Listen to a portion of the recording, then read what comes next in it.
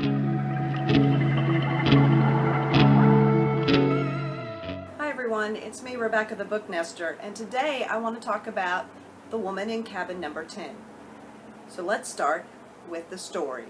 Our story begins with our main character awakening out of a drunken stupor hangover to hearing and ultimately seeing someone in her flat. The intruder hits her in the face with her bedroom door and locks her in.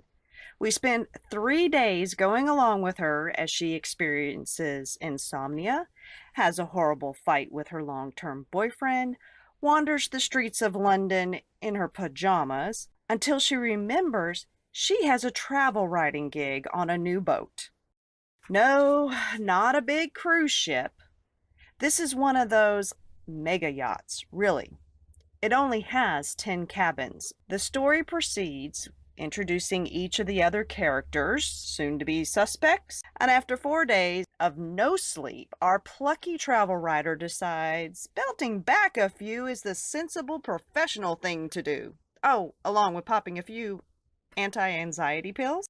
She is in need of some mascara and knocks on the door next to her cabin and is given a tube of mascara from you guessed it, the woman in cabin number 10. Later that evening, our exhausted, tipsy travel writer hears a scream, thud, and then upon rushing out onto her stateroom's veranda, sees what she believes is a bloody smudge going down the veranda divider and hears a splash. So our story begins. Everyone should see the Northern Lights before they died. Well, now I had, but it just didn't seem that important anymore. Direct quote from the book. Pretty much sums up my experience with this book. If you substitute the book for the Northern Lights. While I was trying to figure out what I was going to write for my review on Goodreads and ultimately do for BookTube, I was trying to put my finger on what it was about this novel specifically that I didn't enjoy.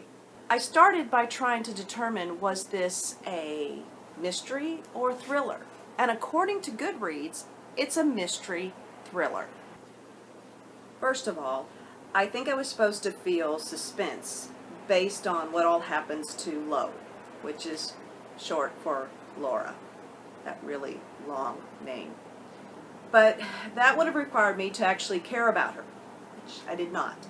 She has a history of anxiety that has required constant medication, and apparently she also suffers severely from an almost debilitating claustrophobia. So why is she going on this cruise? It's not a big ship, I already said that. It's actually just one of those mega yachts. But we know how claustrophobic those can feel. She lives in a dark garden level flat, which doesn't seem that a claustrophobic would want. And then eventually she goes and has a wonderful body wrap in the spa that's in the bottom of the boat, down in the bowels, has no window, and she's wrapped up like a burrito. Now, I'm not claustrophobic, and I can't even handle that, but she snoozes away like a sweet little baby. Twinkle. But she's claustrophobic, and that's part of the thriller aspect, the suspense, to feel that you're so enclosed and you can't get away. Just didn't work. The mystery portion was marred down by her constant rehashing of what happened. And we experienced it with her. This is all from her point of view. Every time she meets a new character to do the interview and find out things, which she never seems to find out anything new despite a bazillion interviews, she goes over her story and what she thought and what she saw. We know it as the reader. Simply put, I then told them my story, and this is how they reacted. This is what they said. She ran screaming from the room, whatever. Very, very time-consuming, and just made me feel like it was filler. The boat was supposed to be high-tech, brand new, and filled with business people. I mean, major business people that possibly would be investing in this venture. And travel magazine reporters that, need to be in contact all the time. But There was no cell phone signal. The internet and obviously even the carrier pigeons were not operating at all. And somehow for all these people on this boat, that seemed to be acceptable.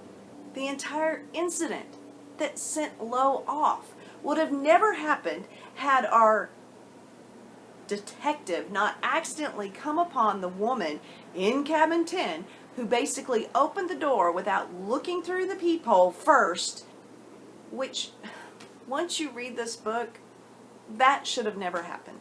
In regards to the other characters that you meet along the way, I don't really remember anything about them. I know one, maybe two of their backstories, but I couldn't even tell you what their names were. And then when you get to the final part of it, it isn't even something that seemed plausible. And so much had to be explained.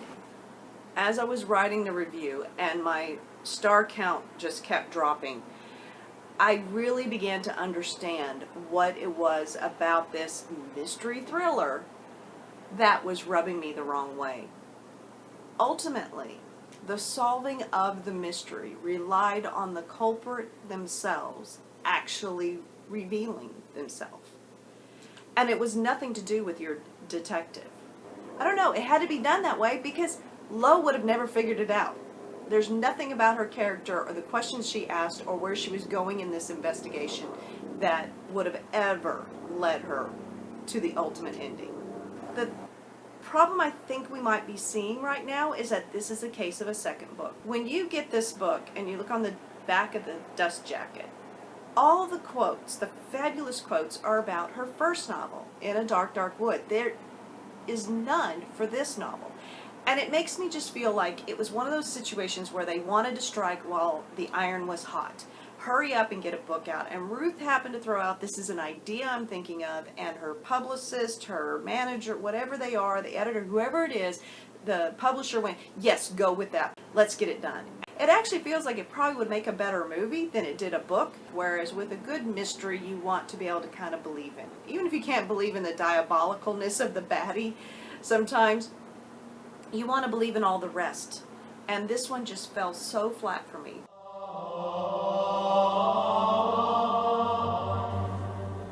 One of the questions I have, since this obviously was my first Ruth Ware book, is this right along the same vein and written in the same style, same way, everything that her first book is? And if you've read both, I'd love to hear your opinion of if you feel like there's a difference in these books or if you feel they're very similar and they're at the same caliber. And again, it doesn't matter if you love it or hate it. I'm trying to make the decision of whether I'm going to give Ruth Ware another chance, especially for a book that was hyped so much as Dark, Dark Wood has been. And remember, this is just my opinion. Thanks so much.